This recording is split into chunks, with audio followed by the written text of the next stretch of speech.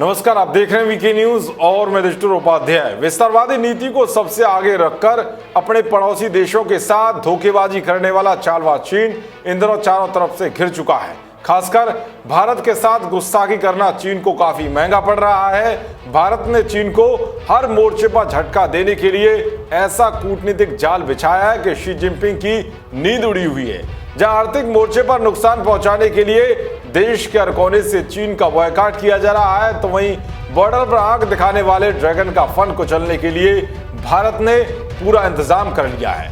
Border पर भारत से तनाव के बीच दगाबाज चीन को पाक अधिकृत कश्मीर में एक बड़ा झटका लगा है। जी हां, चीन की कई अरब डॉलर की महत्वाकांक्षी परियोजना पर ब्रेक लग गया है। चीन की अरबों डॉलर वाली महत्वाकांक्षी बेल्ट एंड रोड इनिशिएटिव यानी कि BRI परियोजना के तहत चलने वाली अधिकतर परियोजनाएं कोरोना वायरस संक्रमण के कारण बुरी तरह से प्रभावित हुई हैं। एक चीनी अधिकारी ने यह जानकारी दी है।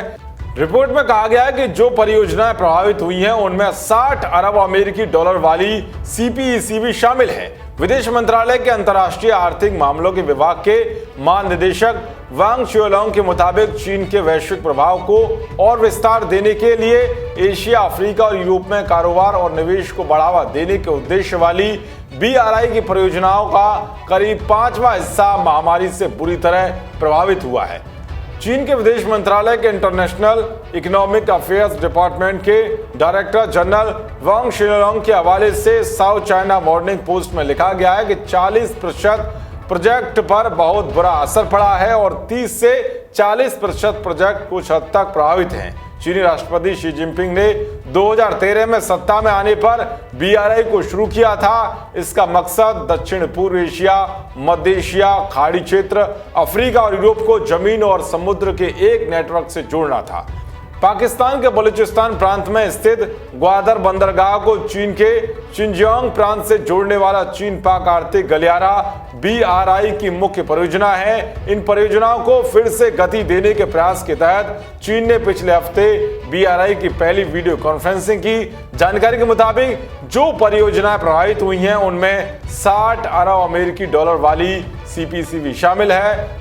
भारत ने CPEC को लेकर चीन से अपना विरोध जताया था क्योंकि ये पाक के कब्जे वाले कश्मीर से होकर जा रही है। Malaysia, Bangladesh, Indonesia, Pakistan, Cambodia और श्रीलंका जैसे देशों ने हाल ही में चीन के फंड किए हुए प्रोजेक्ट पर या तो ब्रेक लगा दिया या उनमें देरी हो रही है। CPEC के अलावा कंबोडिया के सियानु कबीले स्पेशल इकोनॉमिक जोन और इंडोनेशिया के Jakarta Bandung high speed rail पर कोरोना का असर पड़ा है। BRI के अंतर्गत कई प्रोजेक्ट्स को या तो रोक दिया गया है या बहुत कम काम चल रहा है। BRI को चीन के विदेश में प्रभाव को बढ़ाने के प्रयास के तौर पर देखा जा रहा है, जिसमें वो दुनिया भर में अपने निवेश से आधारभूत परियोजना का संचालन कर रहा है। चीन की हमेशा से ही नीति रही है कि वो छोटे देशों को पहले तो इतना कर्जा देता है कि वो उसे चुका भी ना पाए और आखिर में उन देशों की जमीनों पर कब्जा कर लेता है। यही कारण है कि चीनी दबाव और भारी चीनी कर्ज के बोझ नहीं सह पाने के कारण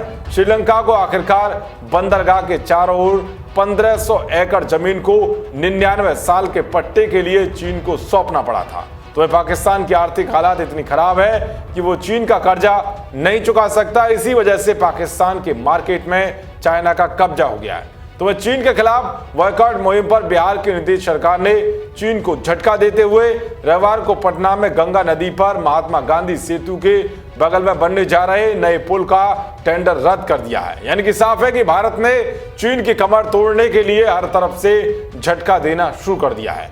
देश और दुनिया की तमाम खबरों को पाने के लिए देखते रहिए वीके न्यूज। जय हिंद, जय भारत।